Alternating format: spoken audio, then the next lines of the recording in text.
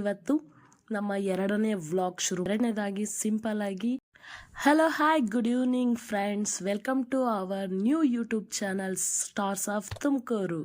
So ಎಲ್ಲರೂ ಹೇಗಿದ್ದೀರಾ? ಎಲ್ಲರೂ ಚೆನ್ನಾಗಿದ್ದೀರಾ ಅಂತ ಅನ್ಕೊತೀನಿ. ಹಾಗೆ ನಾನು ಕೂಡ ಸೂಪರ್ ಆಗಿದ್ದೀನಿ. ಚಿಕನ್ ಸಾಂಬಾರು ತೋರಿಸ್ತಾ ಇದ್ದೀವಿ.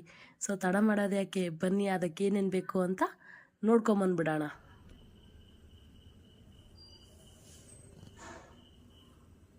ಮೊದಲನೇದಾಗಿ ಶುಂಠಿ ಬೆಳ್ಳುಳ್ಳಿ ಪೇಸ್ಟು, ಕಾಯಿ ತುರಿ ತೊಗೊಂಡಿದ್ದೀವಿ, ಮತ್ತು ಟೊಮೊಟೊ, ಇದರಲ್ಲಿ ಅರಿಶಿನದ ಪುಡಿ ಇದೆ, ಚಿಲ್ಲಿ ಪೌಡರ್ ಇದೆ, ಗರಂ ಮಸಾಲ ಇದೆ, ಮತ್ತು ಇದು ಸಾಂಬಾರು ಪುಡಿ, ಮತ್ತು ಇದು ಈರುಳ್ಳಿ, ಎಣ್ಣೆ, ಚಿಕನ್ನು, ಮತ್ತು ಇಲ್ಲಿ ರುಬ್ಕೊಳ್ಳೋಕ್ಕೆ ಲವಂಗ, ಸ್ವಲ್ಪ ಚಕ್ಕೆ, ಈರುಳ್ಳಿ, ಕೊತ್ತಂಬರಿ, ಪುದೀನ, ಶುಂಠಿ, ಬೆಳ್ಳುಳ್ಳಿ, ಇಷ್ಟು ಇಂಗ್ರೀಡಿಯೆಂಟ್ಸ್ ಹಾಕಿ ನಾವಿವತ್ತು ಚಿಕನ್ ಸಾಂಬಾರು ಮಾಡ್ತಾಯಿದ್ದೀವಿ.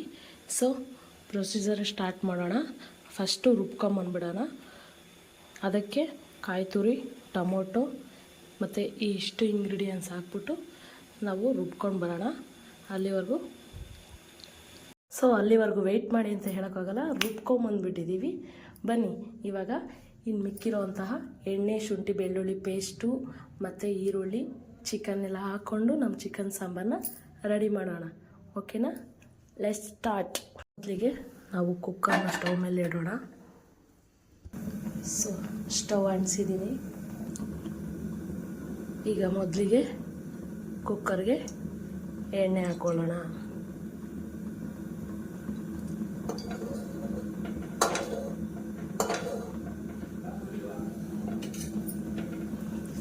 ಎಣ್ಣೆ ಚೆನ್ನಾಗಿ ಕಾಯ್ಲಿಕ್ಕೆ ಬಿಡೋಣ.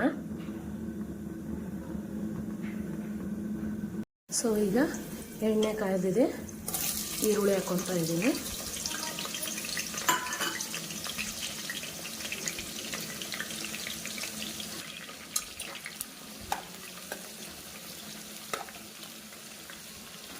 ಈರುಳ್ಳಿ ಚೆನ್ನಾಗಿ ಫ್ರೈ ಆಗಲಿ. ಆ ಈರುಳ್ಳಿ ಬೇಯ್ತಿರೋಂಗೆ ಸ್ವಲ್ಪ ಅರಿಶಿನದ ಪುಡಿ ಹಾಕ್ಕೊಳ್ಳೋಣ. ಅರಿಶಿನದ ಪುಡಿ ಏನಕ್ಕೆ ಹಾಕ್ಕೊಳ್ತೀವಿ ಅಂತ ಅಂದರೆ, ನಾವು ಶುಂಠಿ ಬೆಳ್ಳುಳ್ಳಿ ಪೇಸ್ಟ್ ಹಾಕ್ತದೆ ತಳ ಹತ್ಬಾರ್ದು ಅನ್ನೋ ರೀಸನ್ಗೆ ಅರಿಶಿನದ ಪುಡಿ ನಾನು ಮೊದಲೇ ಹಾಕ್ತೀನಿ.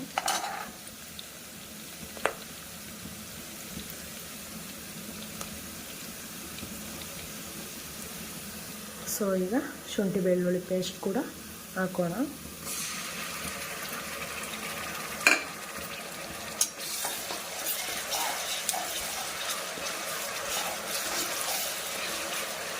ಶುಂಠಿ ಬೆಳ್ಳುಳ್ಳಿ ಪೇಸ್ಟು ಹಸಿ ವಾಸನೆ ಹೋಗೋವರೆಗೂ ನೋಡಿ, ತಳ ಹತ್ತನೇ ಇಲ್ಲ, ಹಸಿ ವಾಸನೆ ಹೋಗೋವರೆಗೂ ಕೈ ಆಡಿಸೋಣ.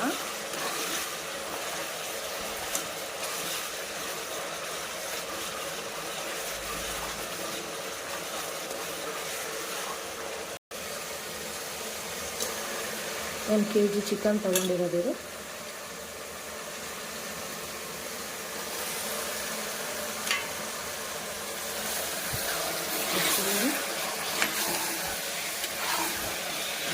ಹಾಕಿ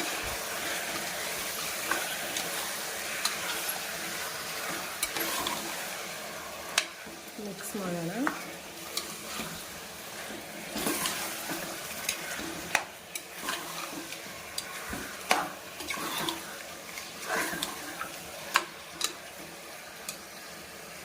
ಸೊ ನಾನು ಅದಕ್ಕೆ ಮೇನ್ ಇಂಗ್ರೀಡಿಯೆಂಟ್ ಸಾಲ್ಟು ತೋರಿಸೋದೇ ಮರ್ತ್ಬಿಟ್ಟಿದ್ದೆ. ಸೊ ಸಾಲ್ಟು ಚಿಕನ್ ಬೇಯಲಿಕ್ಕೋಸ್ಕರ ಸ್ವಲ್ಪ ಆ್ಯಡ್ ಮಾಡ್ಕೊಳ್ಳೋಣ. ಚಿಕನ್ನ ಮಿಕ್ಸ್ ಮಾಡೋಣ.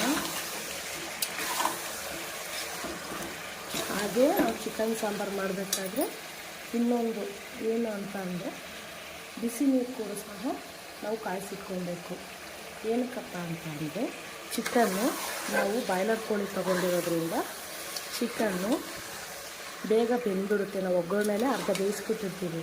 ಸೊ ತಣ್ಣೀರು ಹಾಕೋದ್ರಿಂದ ತಣ್ಣೀರು ಕಾದು ಕುದಿಯೋವರೆಗೂ ಅದು ಚಿಕನೆಲ್ಲ ತುಂಬ ಬೆಂದುಬಿಡುತ್ತೆ.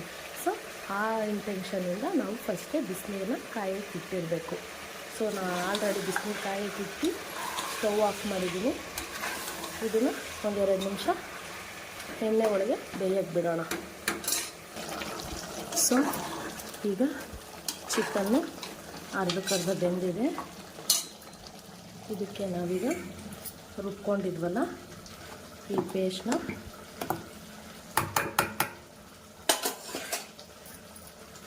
ಪೇಸ್ಟ್ನ ನಾವೀಗ ಸಾಂಬಾರೊಳಗೆ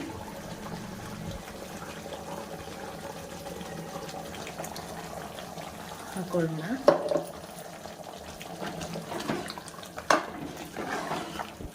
ಸೊ ಏನು ಕಲರ್ಫುಲ್ ಆಗಿದೆ ಅಲ್ವಾ ಸಾಂಬಾರು.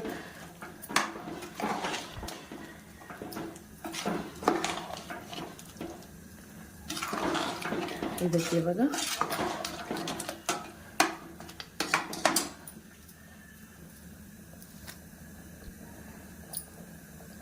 ಕಾಯಿಸಿದ್ವಲ್ಲ ಬಿಸಿನೀರನ್ನ ಹಾಕ್ಕೊಂಡು ಕುದಿಸಿದ್ರೆ ಚಿಕನ್ ಸಾಂಬಾರು ರೆಡಿ ಸೊ ನಾನು ಈ ಅದಕ್ಕೆ ಬಿಸಿ ನೀರು ಹಾಕ್ಕೊಂಡಿದ್ದೀನಿ.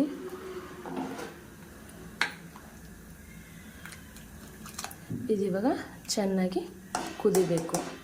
ಕುದಾದ ನಂತರ ರೆಡಿಯಾಗುತ್ತೆ simply chicken sambar.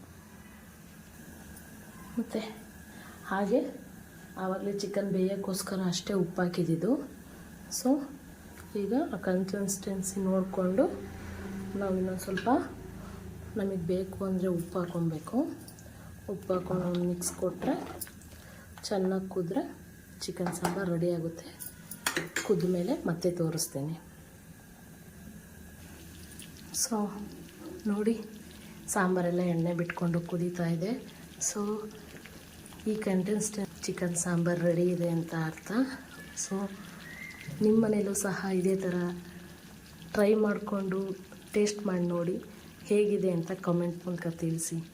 Thank you so much. ಈ ವಿಡಿಯೋನ ವೀಕ್ಷಿಸಿದ್ದಕ್ಕೆ ತುಂಬ ಥ್ಯಾಂಕ್ಸ್.